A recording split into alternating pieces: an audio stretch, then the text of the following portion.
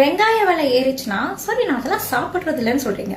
தங்க விலை ஏறிச்சுன்னா நீங்கெல்லாம் ஏன் தங்கம் பயன்படுத்துறீங்க, தங்கத்தை வாங்காதீங்கன்னு சொல்றீங்க. பெட்ரோல் விலை ஏறிச்சு அப்படின்னா நீங்க கார் பைக்ல தான் போவீங்களா, பை வாக்கா போக மாட்டீங்களா, நடந்து போங்கன்னு சொல்றீங்க. சரி ரூபாயோட மதிப்பு சரிஞ்சிருச்சே அப்படின்னு கேட்டோம்னா நீங்க அது சரிஞ்சிருச்சேன்னு பாக்குறீங்க, டாலர் வேல்யூ உயர்ந்திருக்கேன்னு பாருங்கன்னு சொல்றீங்க. ஆனா ஜிஎஸ்டி வரி ஏறதை மட்டும் கடவுளோட செயல், கடவுளோட புண்ணியத்துல ஜிஎஸ்டி வரி ஏறி இருக்குன்னு சொல்றீங்க. இப்போ கேஸ் சிலிண்டர் இல்லாம மிகப்பெரிய தட்டுப்பாட்டுல இருக்கும், ஹோட்டல்கள் எல்லாமே மூடக்கூடிய அந்த நிலைமையில இருக்கிறாங்க. வீட்டுல உபயோகப்படுத்தக்கூடிய கேஸுக்கே 60 ரூபாய் உயர்த்திருக்கீங்க. இந்த சூழல் எல்லாமே நார்மல் ஆனதுக்கு அப்புறமா அந்த அமௌண்ட் குறைக்கப்படுமா அப்படின்னு பார்த்தோம்னா அதுவும் மிகப்பெரிய கேள்விக்குறியாதான் இருக்கு.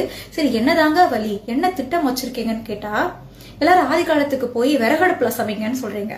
இல்ல இதை சொல்றதுக்காக ஒரு துறை, அந்த துறைக்கு ஒரு அமைச்சர், இத சொல்றவங்க தான் முட்டாளா இல்லைன்னா கேக்குற நம்மள அப்படி நினைச்சிருக்காங்களா சத்தியமா தெரியல. ஹே கூகுள், நெருப்பு இல்லாம சமைக்கிறது எப்படி? ஒரு பாத்திரத்தை எடுத்துக்கொள்ளவும். ஆஹா, கரண்ட் அடுப்புல வைக்கணுமா? இல்ல, அந்த பாத்திரத்தை எடுத்துட்டு போய் 4 வீட்ல வாங்கி தின்னுட்டு தூங்குடி நாசமா போனவளே.